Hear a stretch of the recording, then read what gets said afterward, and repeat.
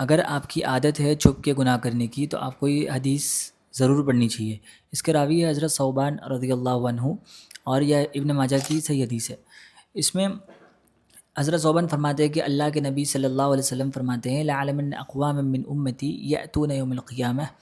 کہ میں جانتا ہوں ایسے لوگوں کو میری امت میں سے، یأتون یوم القیامہ، وہ قیامت کے دن آئیں گے، بحسنات، نیکیوں کے ساتھ، امثال جبال تہامہ بیضا، اور وہ نیکیاں جو ہے تہامہ پہاڑ جیسی بڑی ہوگی۔ اور تہامہ پہاڑ جو یمن اور سعودی کے بیچ میں ایک ماؤنٹین رینج ہے، ٹھیک ہے، جسے تہامہ کہتے ہیں۔ تو تہامہ پہاڑ جو ہے ایک بڑا پہاڑ ہے، تو قیامت کے دن ان کی نیکیوں کی سائز جو ہے تہامہ پہاڑ کی جتنی ہوگی، اور بیضاً چمکتا ہوا ہوگا پہاڑ، فیجعلہ اللہ عز وجل ہباء منصورا، لیکن اللہ رب العالمین اس پہاڑ جیسی نیکیوں کو ہباء منصورا، چاول کے بھوسے کی طرح پھونک دے گا۔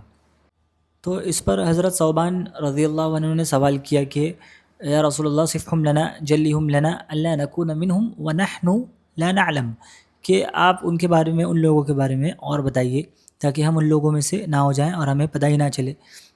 تو اس پر اللہ کے نبی صلی اللہ علیہ وسلم نے جواب دیا کہ اما انہم من اخوانکم، کہ وہ تمہاری بھائیوں میں سے ہوں گے، آگے والی مطلب نسل میں سے ہوں گے، ومن جلدتکم، اور تمہاری ہی نسل میں سے ہوں گے، وَيَأْخُذُونَ مِنَ اللَّيْلِ كَمَا تَأْخُذُونَ، اور وہ راتوں کو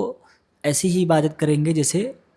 تم کیا کرتے ہو، مطلب صحابہ کرام کیا کرتے ہیں۔ تو وہ صحابہ کرام کی طرح جو ہے نماز پڑھیں گی اور تہجد پڑھیں گی۔ وَلَكِنَّهُمْ، پھر کہا کہ لیکن وہ ایسے لوگ ہوں گے، وَلَكِنَّهُمْ أَقْوَامٌ إِذَا خَلَوْا بِمَحَارِمِ اللَّهِ انتهكوها، کہ جب وہ اکیلے میں ہوتے ہیں، جب وہ پرائیویٹ میں ہوتے ہیں تو اللہ رب العالمین کی بنائی ہوئی حد کو پار کر دیتے ہیں، مطلب گناہ کرتے ہیں پرائیویٹ میں رہ کر، تاکہ انہیں کوئی دیکھ نہیں رہے، اور اللہ رب العالمین کی جو سیکریٹ لمٹس ہے، جو بنائی ہوئی حد ہے، اس کو جو ہے وہ پار کر دیتے ہیں، اور اس کا مطلب یہ ہے کہ وہ پرائیویٹ میں رہ کر گناہ کرتے ہیں۔ تو بہت ساری بار کیسا ہوتا ہے کہ پرائیویٹ میں جب ہم رہتے ہیں، جب کوئی اکیلے کمرے میں ہوتے ہیں، تو شیطان ہمیں بہت ساری بار گناہ کرنے پر اکساتا ہے، اور ہم کر بھی دیتے ہیں۔ تو اگر آپ